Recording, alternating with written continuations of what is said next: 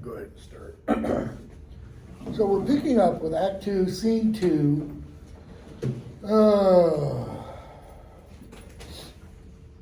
I guess around line 245. This is on page 1270. So Hamlet's talking with Rosencrantz and Guildenstern. They're kind of feeling him out for what his problem is. And Hamlet is being, I don't know what you want to call this,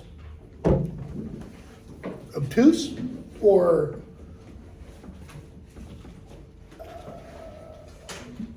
calculatingly obtuse, I guess. It's like he's definitely trying not to answer their comments. So,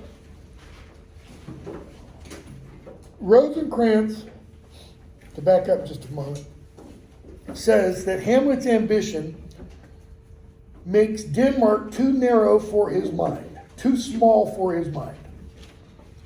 Kind of implying like, it's not enough for you to be the future king of Denmark. It's, you want the world, so to speak.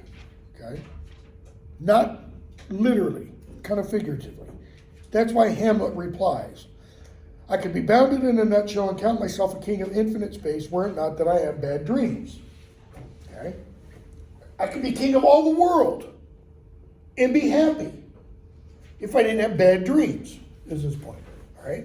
Now, bear this in mind, because when we get to Hamlet's big speech at the beginning of Act 3, all right, he's going to refer to dreams, dreaming, or a dream several times.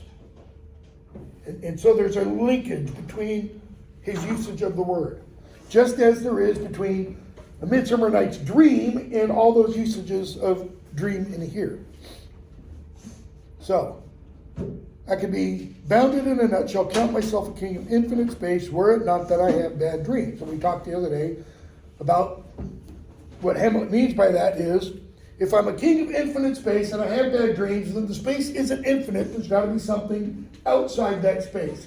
Where do dreams come from? And more particularly, Hamlet seems to be suggesting, where do ideas and things that aren't internal to myself come from? There's got to be something more. So, Guildenstern, which dreams indeed are ambition. That is, the dreams you would have if you were a king of infinite space bounded in a nutshell, those dreams are your own ambition. Your desire for more. Okay? For the very substance of the ambitious, and you've got a gloss down there, that seemingly most substantial thing which the ambitious pursue, the substance of the ambitious is merely the shadow of a dream. What are you talking about? Let's use real world terms. We're getting ready, well, it's actually happening in some places because of early voting and everything. We're getting ready for an election. A bunch of people, are running for Congress. Obviously, in the House of Representatives, everybody is running. If you're a member of the House, you're running again. Or if you're a challenger, you're running because you want to take a seat. 1/3 of the Senate is essentially up for re-election this year. Let's say you're not currently a member of the Senate or you're not currently a member of the House, but you are running for Senate or House. What is your goal? What is the substance of that dream in that instance? This is now the House of Representatives. This is a seat in the House of Representatives. That's the substance. That's what you're running for. Why? So that you can go live in Washington for 2 years and have a say in what bills get written, debated, passed, etc. Okay? But notice the language. Which dreams indeed are ambition, for the very substance of the ambition, that House seat, that Senate seat, in 2 years, the presidency, okay? That thing is the shadow of a dream. So that object you're hoping for is the shadow. It's an image of what? Something more real than that. Okay? And here's where you have to pause. Couple of things to define.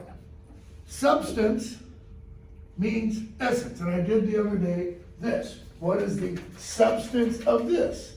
Somebody said paper. And I said, no. That's the accidents of it. These are medieval philosophical / called scholastic terms. That's the accidents of it. It appears as paper. Its real essence or substance is wood fiber, you know. The essence or substance of the shirt is cotton. Its accidents, its appearance is a shirt, okay? All of you who want to get rid of, you know, fossil fuels and all that kind of stuff. What's the essence of this? It's oil. It's petroleum. You get rid of fossil fuels, it means you're getting rid of this, you're getting rid of this, you're getting rid of this, you're getting rid of this. You're not going to get rid of petroleum because our whole world, almost everything we use is based upon it, all right? So, that's accidents and substance. The image of the shadow, the substance of the dream, relatively quickly. In Plato's dialogues, written about the same time as Sophocles was writing his plays, he has in one of those dialogues, and they're called the dialogues because they're dialogues of Socrates with other people, okay? In one of those dialogues, you get what's called the allegory of the cave, okay? An allegory. It's a story that is told where the things that have meaning in it have only one possible meaning. They're not symbols in that sense. Symbols can have multiple meanings. Allegories only point to one thing. So, here's the story of the cave, allegory of the cave in a nutshell. Imagine, okay, you have people represented by this stick figure here who are tied, bound on a bench in a cave. And they're bound so that they can only look straight ahead. Like I'm looking at that wall right there. I can't turn my head this way. I can't turn around this way. I can only see what is directly in front of me. Okay? Behind them, and they're kind of like leaning up against a wall, that's what this is.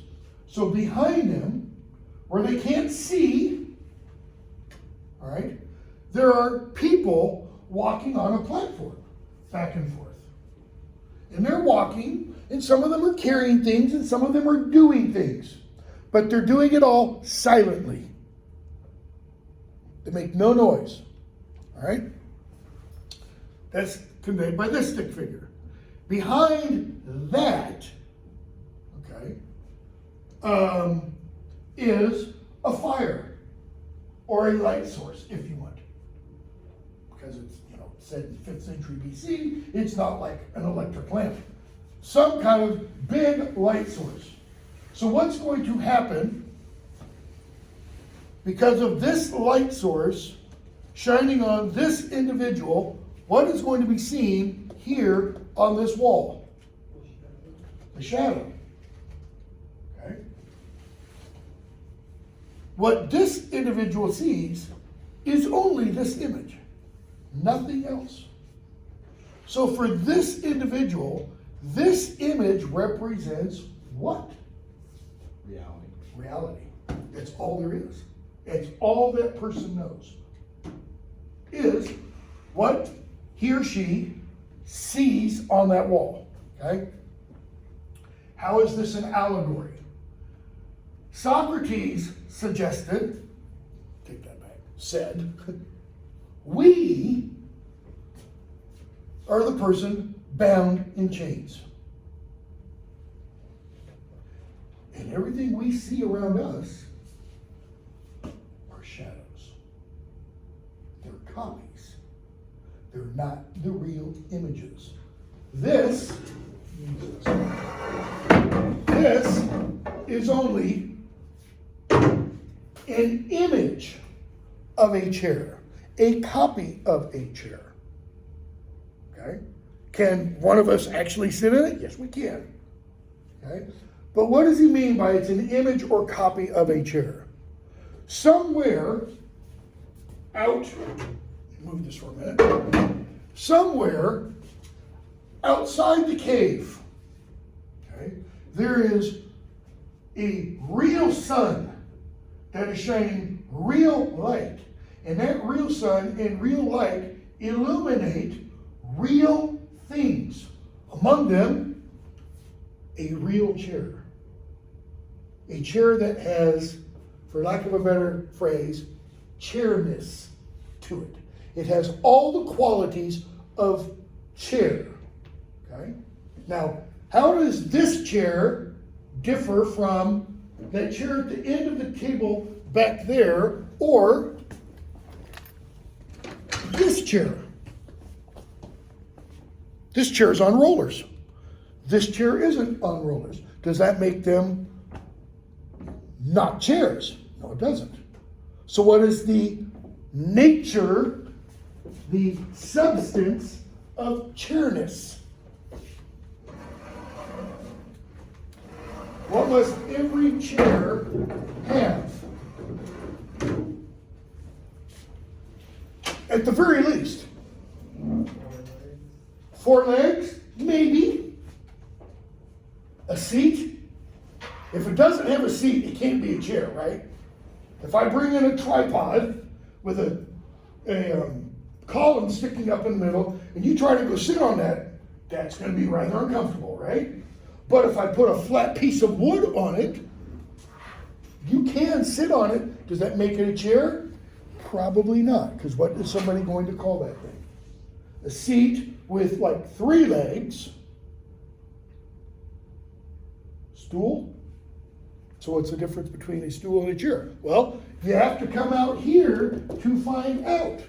So what Socrates was saying is that just as this is an image of the ultimate chair, so this is an image of this flyer, that exists out there. This shirt is an image. It has the quality of shirtness, but it's not the real one. It's an imitation. It's a copy. All right?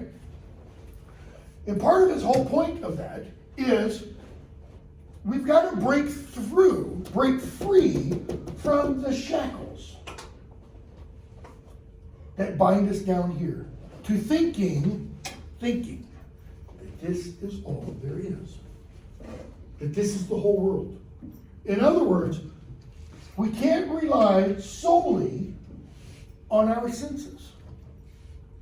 Right? We see reality, we taste reality, we smell reality, we hear reality, we feel reality.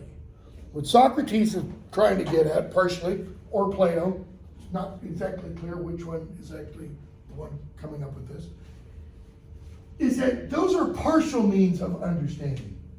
How do we get up here to the what's called the real world? We do it intellectually. We do it through reason. So, one of the things, Socrates taught Plato, who taught Aristotle. Okay? Big difference in belief systems kind of between Aristotle and Plato. Plato said all that is really important, all that really matters is what's up here. Okay? In the world of ideals or forms. What's down here ultimately isn't important. Aristotle said we can never know anything about what is up there unless we do what? Unless we examine, research, investigate everything down here. That's why Aristotle's really the first scientist. He wanted to figure out how things work. Plato wanted to figure out, / Socrates, what things mean. Not just how they work. So there's a very, very famous painting by Raphael, thank you, called The School of Athens, where you have Plato and Aristotle. Plato's old grizzled guy with a hand and finger pointing upwards, and Aristotle is next to him with his hand open and spread out pointing downwards. What that signifies is Aristotle says what's down here is what's important. Plato said what's up there is what's important. So what does all that have to do with this? The very substance of the ambitious is merely the shadow of a dream. The dream is what's out here. What we see down here, it's the shadows of what is really important. Hamlet replies to that. A dream itself is but a shadow. In other words, okay, I'll play your silly little game. You say a dream, or you say the substance of the ambitious is the shadow caused by a dream. But a dream has no substance, right? Not a physical substance. It might have an idea.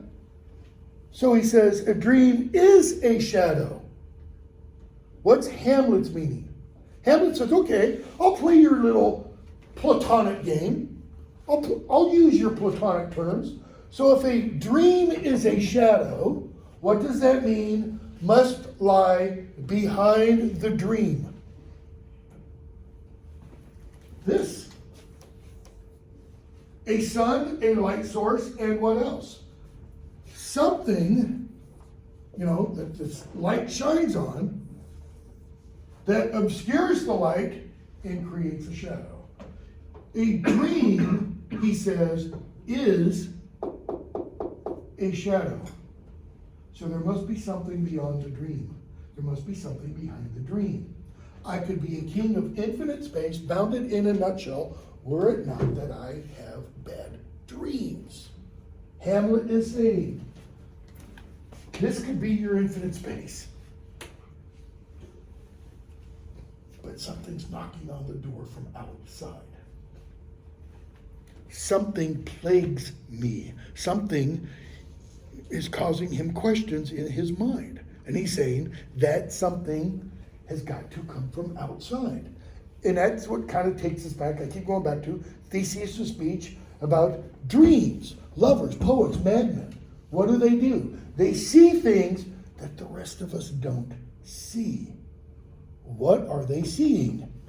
Possibly into what's beyond. And that's why they apprehend more than cool reason comprehends. Because Aristotle said, we can't know this. Reason cannot get us here. Okay? So, Rosencrantz. Truly, you're right, Hamlet. A dream is nothing but a shadow. Truly, and I hold ambition of so airy and light a quality that is, it is inconsequential, that it is but a shadow's shadow. Think about that logically for a moment. Can you make a shadow make a shadow? No, you can't. Because the shadow is formed where? On something hard. The closer my hand gets to this, the more distinct the shadow gets underneath it. When I touch it all the way down, there's no shadow anymore. But the shadow that's on that plane can't create a shadow anywhere. So what's he really saying?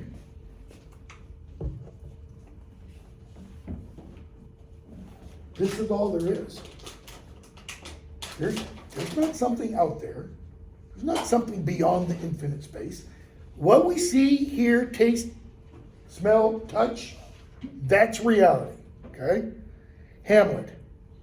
Then are our beggars' bodies and our monarchs what? In outstretched heroes, the beggars' shadows.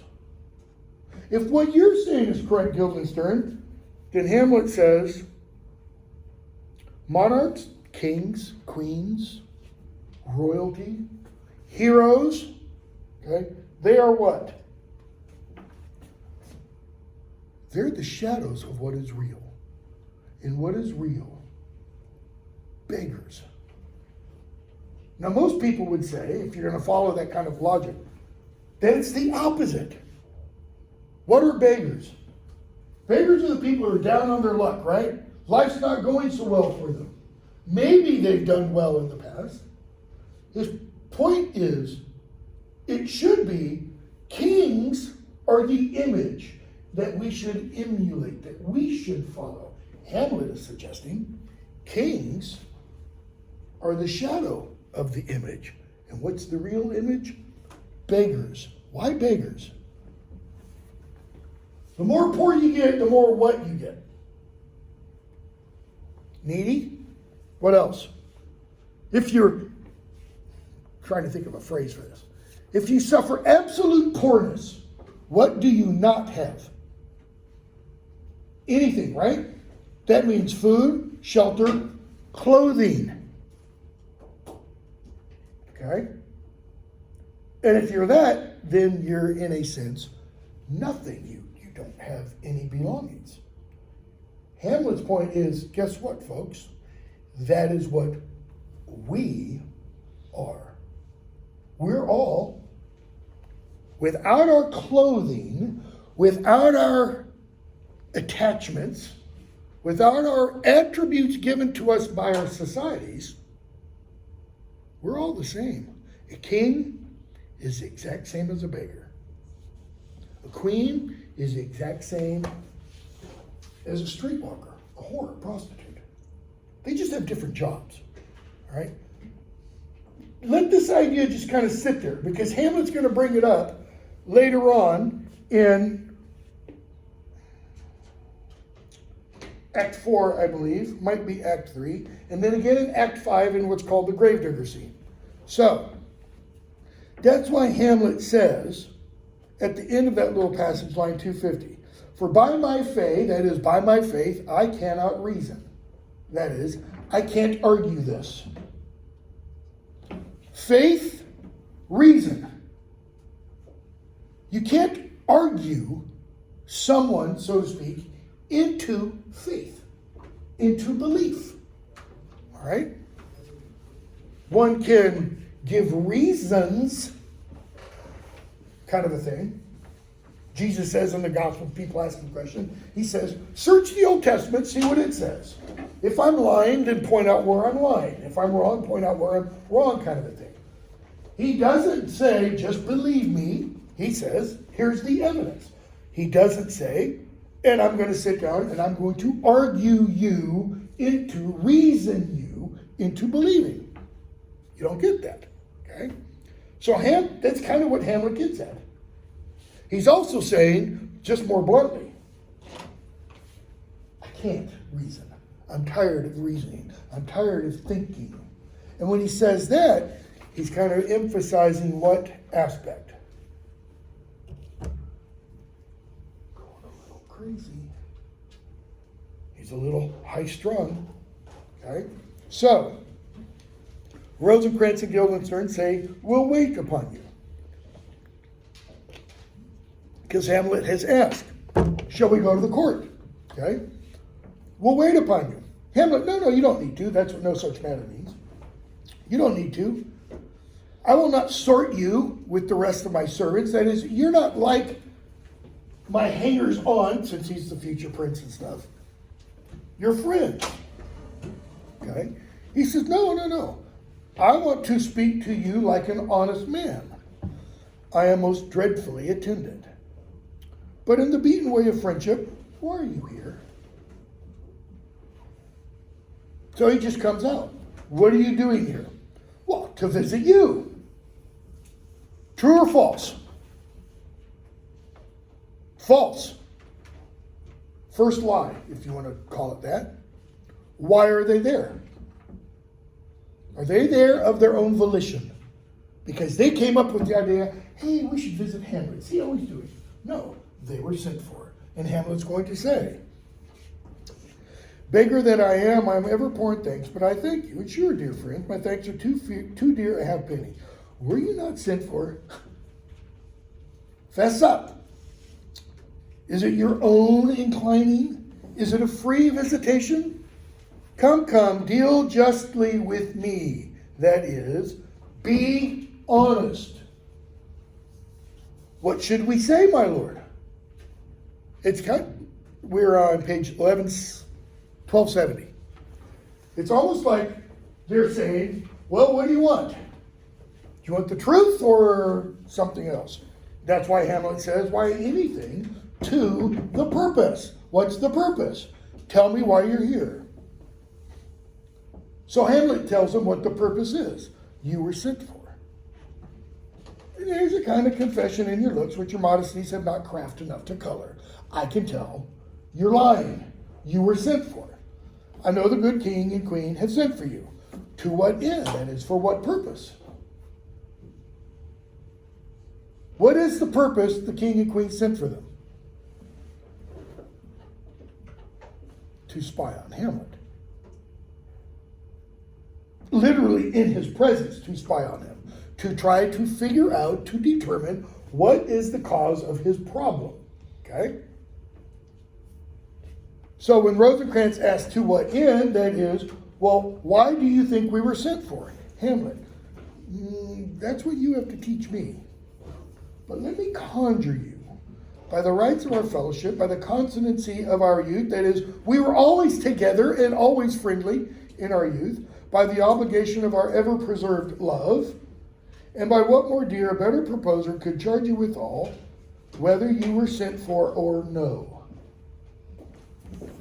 Tell me, Rosencrantz, to Guildenstern. Notice it's an aside. So Guildenstern, because it's an aside to him, and the audience all hear this, but Hamlet doesn't. Okay? What say you? How do we respond?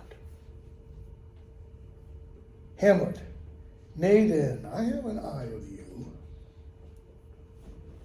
Notice, I don't think Hamlet hears, but Hamlet sees.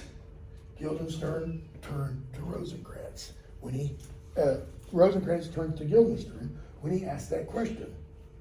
And that tells Hamlet everything he needs to know.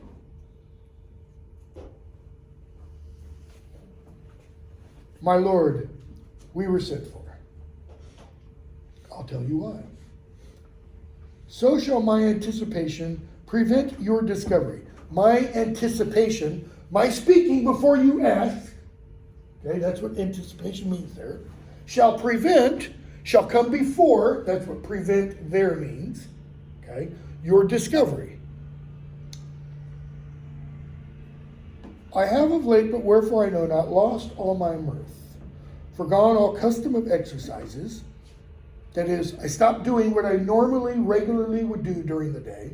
And indeed, it goes so heavily with my disposition that this goodly frame of the earth seems to me a sterile promontory. What's a promontory? It's not like a peninsula. You know, a peninsula is a piece of land surrounded on three sides by water. This is a promontory, like if you're familiar with Lion King, it's Pride Rock. It's that rock that juts out and sticks out over the savannah, and everybody can see it from a distance. He says this earth is like a sterile one of those, like an outcropping. This most excellent canopy, the air, look you, this brave overhanging firmament, this majestical roof fretted with golden fire, sunlight, why, it appeareth nothing to me but a foul and pestilent congregation of vapors. Congregation, a growing together of vapors, mists, fogs.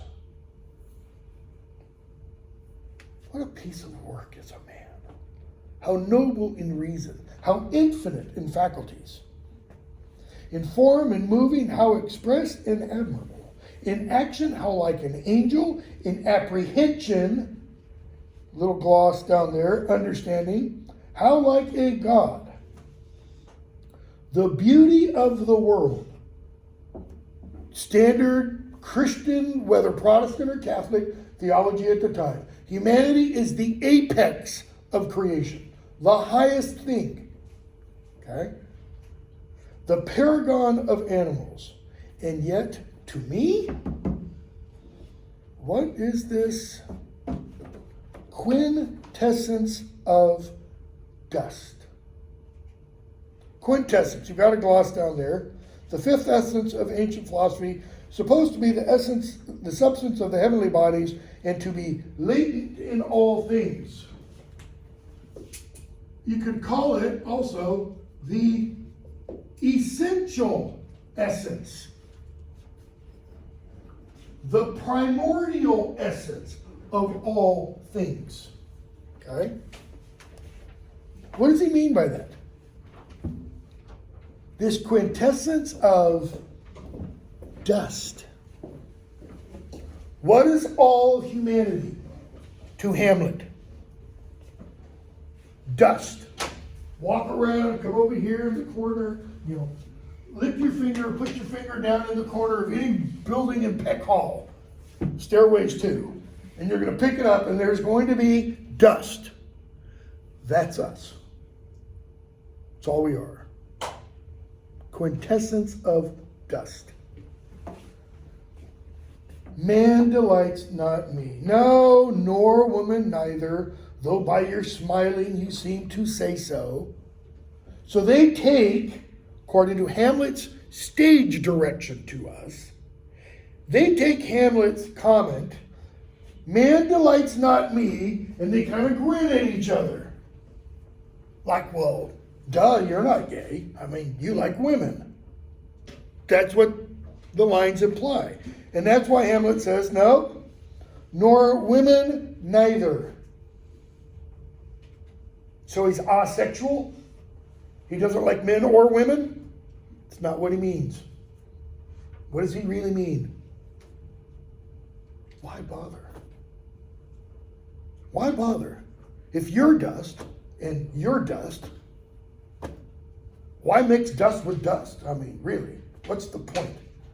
That's Hamlet's whole meaning.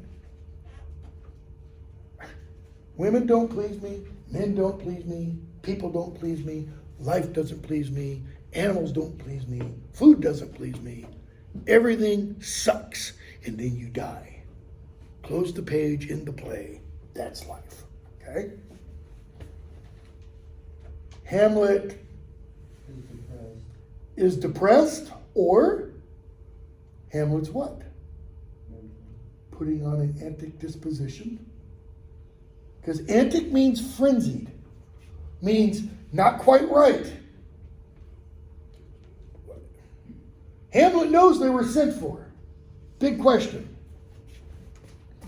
Is Hamlet pulling their chains? If you're familiar with the phrase. Is he pulling a fast one on them? Is he making them think he's crazy? Rosencrantz. We didn't think that at all. Then why did you laugh when I said man delights not me? Well, because if man delights not you, then you're not going to take any pleasure with the actors that are coming in. And we get introduced to the actors that will come in and will put on the play within a play. Okay? Here's a question for you.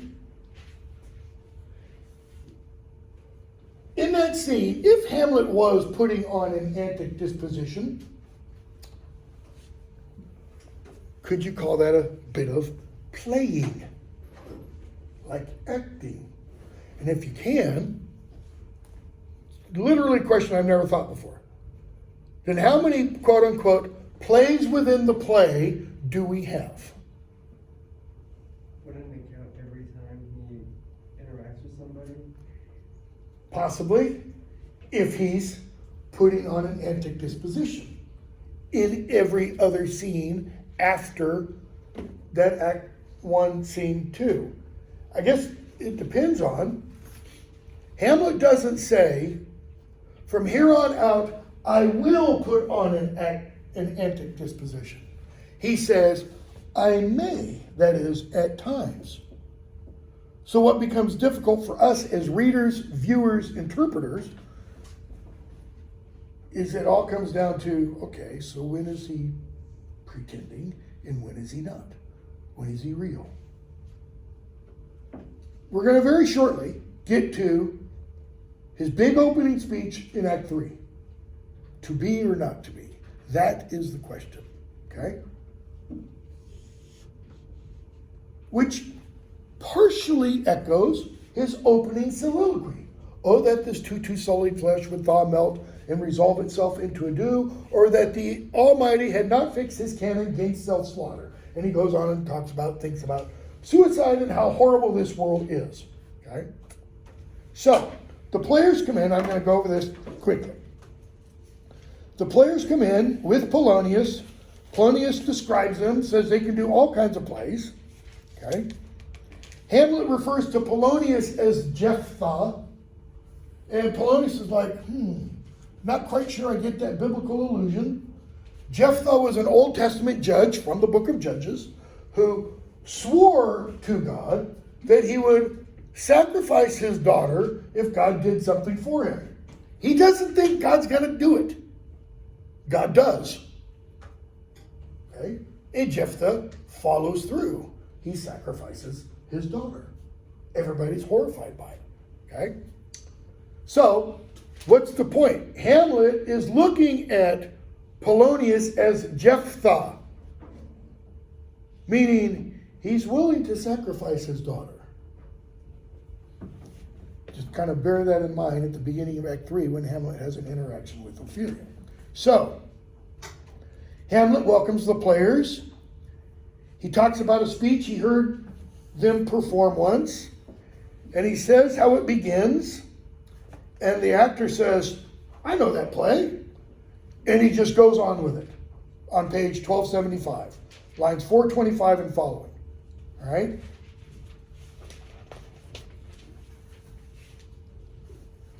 The player does it. The player's got tears streaming down his face. The actor does.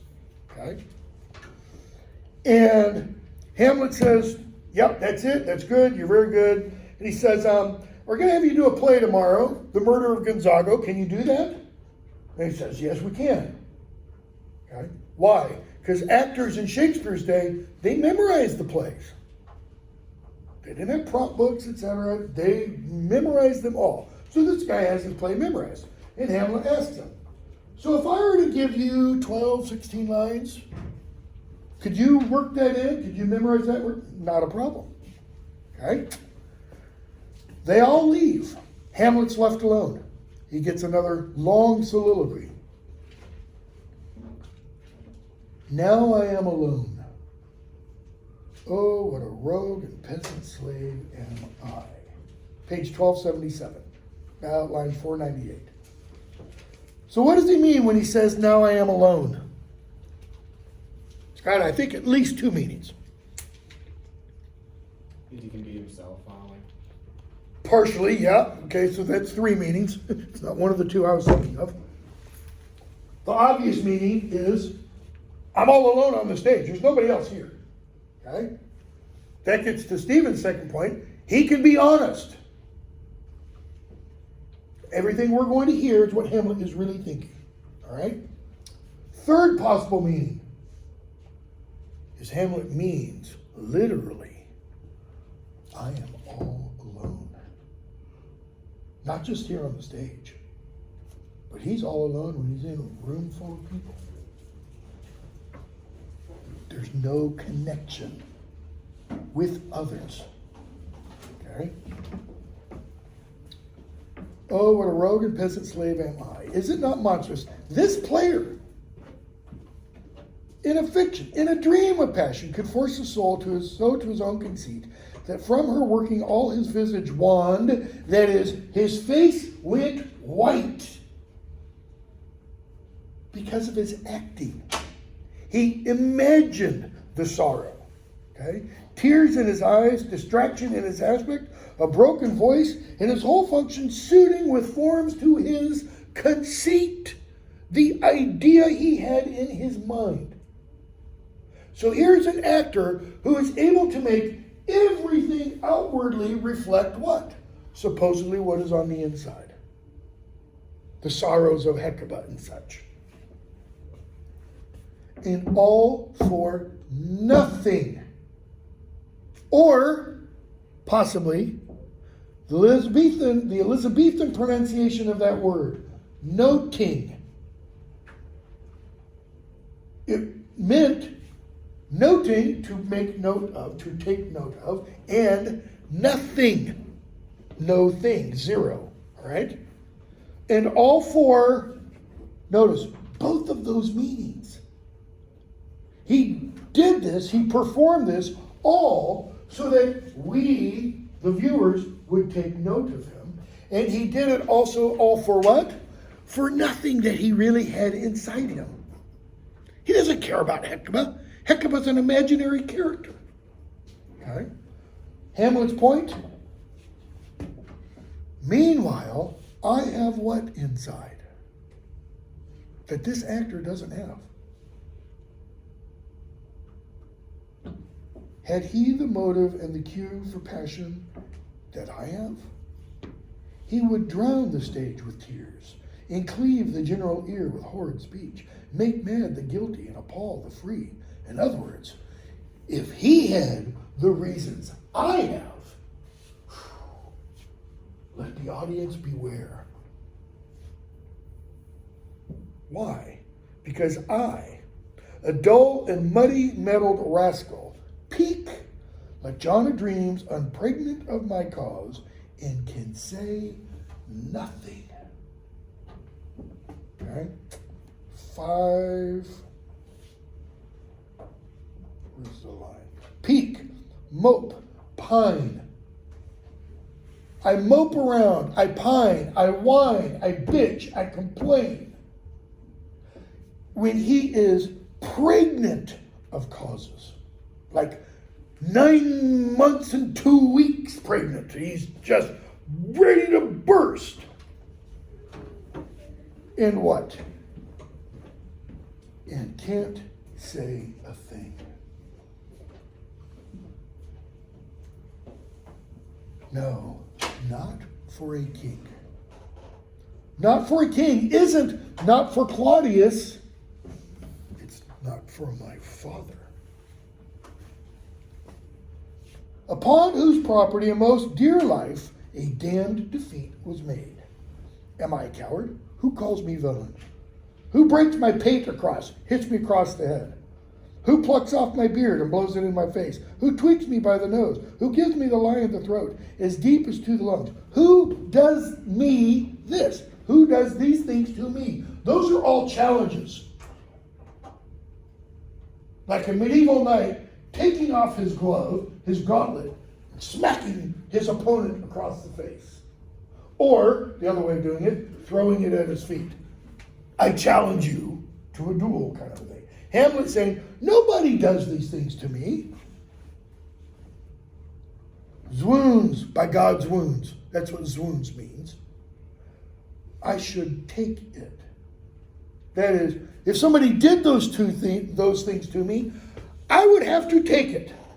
Why? Because I couldn't respond. Because you can't show what's inside. For it cannot be, but I am pigeon-livered and lack gall to make oppression bitter. For ere this, or before now, right now, I should have fatted all the region kites with this slave's offal. Kites, birds of prey that will also act as scavengers. He says, if I wasn't pigeon-livered and lack gall, what would I have done? Claudius would already be dead, and his body would be outside in the open, feeding scavengers. Ergo, therefore, because his body isn't dead and scavengers aren't eating him, I must be a coward. Bloody, bawdy villain. Remorseless, treacherous, lecherous, kindless villain. He's talking about Claudius. Oh, vengeance. What an ass am I. This is most brave, that I, the son of a dear father murdered, prompted to my revenge by heaven and hell, Was he prompted to revenge by heaven and hell? Does heaven ever prompt revenge? If you take heaven to mean the Judeo-Christian religion, does God ever say in the Bible, Ashton, seek revenge for your father who was killed? No, he doesn't. Amaya's going, no, he doesn't. What does he say? Vengeance is mine, says the Lord. In other words, you don't worry about other people. I'll take care of them. In fact, that's Old Testament. New Testament, what does Jesus actually come out and say? Someone smacks you upside the head, turn the cheek. Let him smack you up the other side. Okay? Totally opposite of vengeance. So, prompted to revenge by heaven and hell must, like a whore, unpack my heart with words and fall a-cursing like a very drab. Fie upon it, fie. About my brains. In a couple of the productions I've seen, when Hamlet says that, he does this. Why? Because there's not enough duct tape in the world to hold his distracted globe together. He's like ready to burst. All right? And he says, I've heard guilty people sitting at a play, watching the reenactment of the guilt they've done, will out themselves. So, he says, I'll have these players play something like the murder of my father before my uncle. I'll observe his looks. In other words, I'm going to do some spying now. I'll tempt him to the quick. If he blinches, that is, if he goes pale, if he acts surprised, if he starts up, got him. I know my course. The spirit that I have seen may be the devil or a devil. Okay? The ghost that swore me to my revenge may be a demon, and the devil hath power to assume a pleasing shape.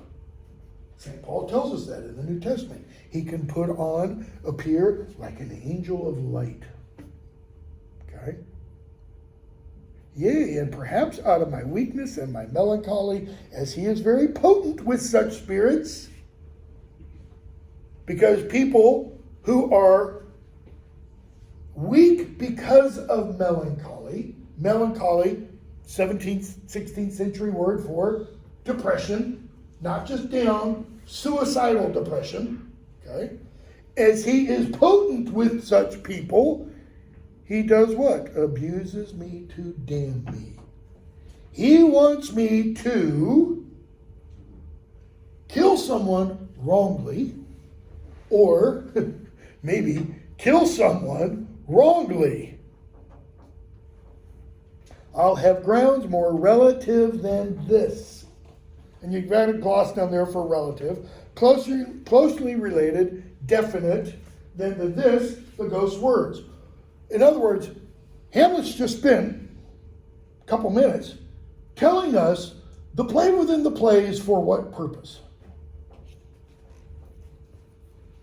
What does he need before he's going to kill Claudius?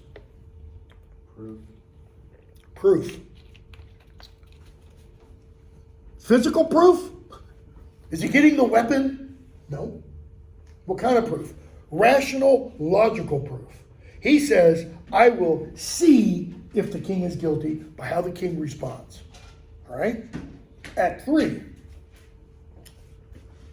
So, stage goes dark for a moment, lights go dim, they come back up. King, Queen, Polonius, Ophelia, Rosencrantz, and Guildenstern, and lords come in. And the king and queen are talking with Rosencrantz and Guildenstern. And the king says, and you can't get why he puts on this confusion? Grating so harshly with turbulent and dangerous lunacy. Now, puts on this confusion sounds like it can mean why he's acting crazy. But I think it means why he's demonstrating this crazy behavior. You can't figure out what the cause is. Rosencrantz, he says he feels himself distracted, but he won't reveal what the cause is. Okay? Guildenstern, nor do we find him forward that is easy, acceptable to be sounded, to kind of prod him to figure out what the problem is. No, with a crafty madness, he keeps aloof. Queen, did he receive you well?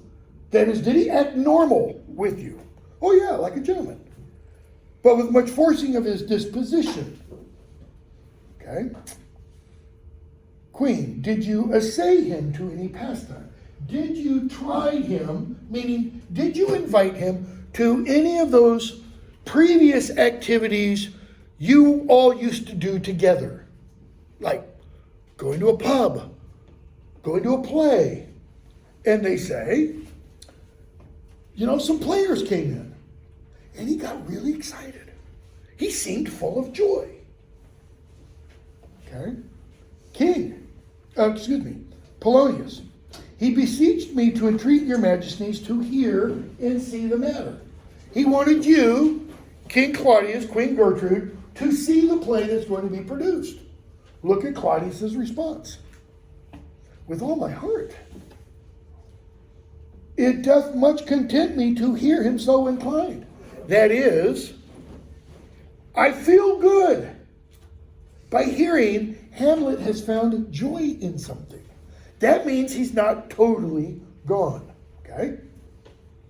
Rosencrantz and Guildenstern leave. The king tells Gertrude, also you leave. Why? Because we've sent for Hamlet. Okay? And we've arranged it so that he's going to meet here as if by accident Ophelia. And we, Polonius and I, being lawful espials. What does that lawful espials mean? Lawful spies. How can they be lawful spies? Don't carry your politics. Okay, it doesn't matter. President Trump said about the documents that he had at Mar-a-Lago that they were what? Anybody know? He said he legally had all of them. Why? President. Anybody know one of the powers the president has? He's not wrong about this part. They can declassify documents. They can declassify everything. Literally everything. Like the president could, if he wanted to, could call up Vladimir Putin on the phone and say, our nuclear codes are... It's within his prerogative, or her, if we have a female president, to do that. But there's a process. He stupidly said, a few weeks after that, well, the president can merely think something's classified is unclassified. That makes it unclassified. No, you can't do that. There's got to be papers signed that say, I'm declassifying this document, okay? So, what's the king saying? I'm the king. I can spy on whoever I want. That's the whole point. So he says, we are going to spy. That's what this is. So, Ophelia, Polonius says, stand here, read this book. The king, Claudius, and Polonius are going to stand behind an arras. What has the king told us? We will overhear this conversation. Where can they not be to overhear the conversation? They cannot be off stage. Because the stage represents the world of the play. You go into the tiring house back here, it's like you no longer exist. You're in a totally different room. They can't overhear if they're not on the stage. So, Polonius tells Ophelia what to do. Okay? And he says, did not get where I wanted to, we've got 2 minutes. He says, line 45 and following on page 1279, we are oft to blame in this, 'tis too much proved, that with devotion's visage and pious action we do sugar o'er the devil himself. To which the king replies, ouch! That's, oh, 'tis true. How smart a lash that speech doth give my conscience. What does Polonius mean? With devotion's visage and pious action, we sugar over the devil himself. What does it mean to sugar over first? We use a different phrase. Sugarcoat. If you sugarcoat something, what are you doing? Making it sound nicer. You're making it sound nicer. You're making it palatable. What do you usually, if it's something you eat, what do you sugarcoat? Something you don't want to eat, like a pill. That's why pharmacists or pharmaceutical companies try to make medicine with a flavor of some kind. Right? What is he saying we cover up with sugar? The darkness that's within. How do we do that? With devotion's visage, with a behavior and aspect of faith, and pious action, good works. We've just entered a huge theological quandary. How are you saved? Faith, good works. Protestants say faith is all you need. Catholics say you got to have good works. Okay? We'll stop there, pick up with the king's aside, and then Hamlet's to be or not to be speech. Don't forget the quiz that's due tonight. It is fixed now. I have no idea how it got reserved for one person. If Olivia's even here.